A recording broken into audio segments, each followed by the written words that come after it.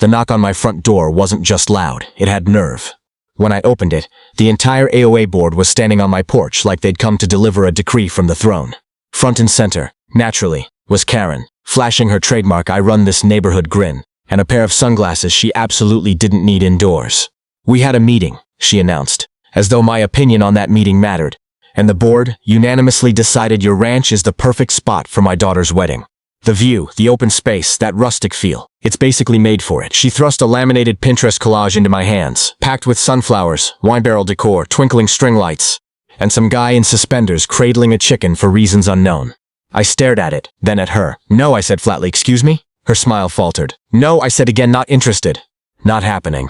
Karen's expression collapsed like a Jenga tower, knocked over by a kid. "But the entire board is on board with this. It's a community thing. We'd handle cleanup. We could even offer you exposure." "Exposure doesn't build fences, Karen," I shot back. "The second I let one event happen here, I become the default HOA venue.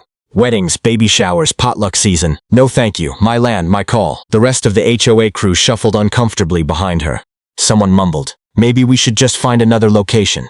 But Karen whipped around like she was auditioning for a reality show. "No, this is the place. It's my daughter's big day."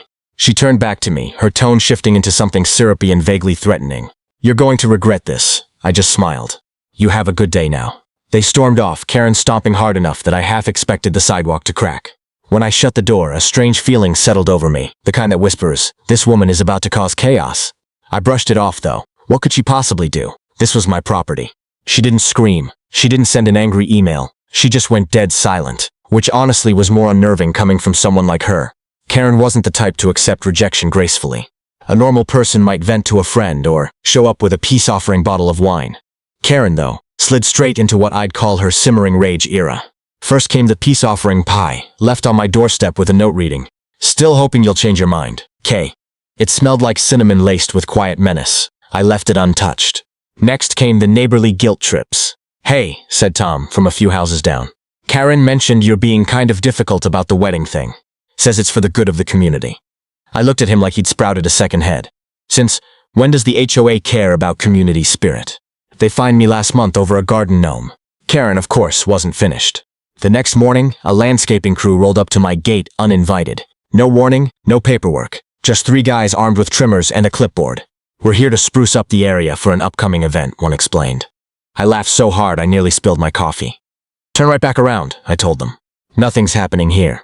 From her porch, I spotted Karen watching through binoculars, and she ducked out of sight the second our eyes met, like a nosy raccoon caught digging through the trash.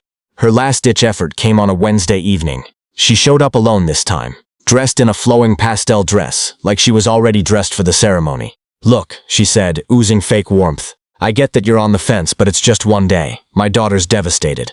This could actually bring the neighborhood together. It could be healing." I met her gaze steadily. "No means no. We're done talking about this." She didn't argue. She didn't raise her voice.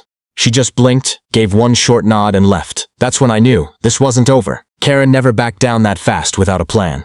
There was a storm building, and I could sense it in the air, that unsettling quiet before an HOA-sized disaster hit. I had no idea how bad it would actually get. Then came Saturday. Birds singing, sun blazing, and my ranch gate wide open, which was strange since I never left it unlocked. I drove up expecting maybe a confused delivery driver, or one of Karen's shady landscaping crews again. Instead, I found a full wedding setup in progress. I slammed the brakes so fast my truck fishtailed sideways. Rows of white folding chairs lined the pasture. Fairy lights were strung between trees I didn't even realize were tall enough to hold them. A DJ was setting up under a gazebo that didn't belong to me, and a caterer was arranging shrimp cocktails like this was some 5-star resort. My land had been completely taken over. I jumped out of the truck, furious, and marched toward the scene. But before I'd gone 10 feet, 2 burly guys in matching polos blocked my path like I was the intruder. "Sorry, sir." "Private event," one said. I blinked. "Private? This is my property." Neither of them budged. "We've been hired by the HOA. You'll need clearance." "Clearance?" I let out a laugh that came out more like a manic cackle. "Buddy, I own the ground you're standing on. There's no clearance above that." He muttered something into a walkie-talkie. And then, right on cue, there she was. Karen, decked out in a floor-length gown that looked like a prom dress had collided with a chandelier. She sauntered out from the crowd like my front lawn was suddenly a runway. "Isn't it gorgeous?" she called out like we were best friends catching up. "Told you this would be the perfect spot." I saw red. "You broke onto my land. This is trespassing. Have you lost your mind?" She just shrugged, smug as ever. We tried doing this the polite way, but sometimes when the community really wants something, you have to just make it happen. People were applauding. Music started playing. I stood there in disbelief as a minister began the ceremony, and a flower girl scattered petals across my vegetable garden. My hands balled into fists. I spun around and stormed toward the barn. If Karen wanted to fight dirty, I could match her step for step. The fire hose was still connected. My water pressure was practically legendary, and I was about to bring a storm to the fanciest day of her life. I hauled the hose out like it was a weapon from another era. Every step back toward the wedding felt like walking into battle. Guests were laughing, sipping champagne, taking selfies without a hint of guilt about trespassing on my property.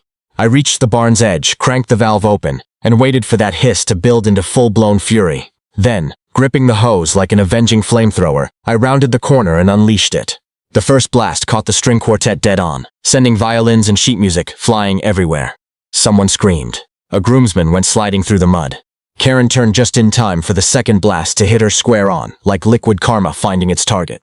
Her hairstyle collapsed instantly, her makeup smeared, mascara running down her face in dark streaks. "Hey Karen," I shouted over the chaos.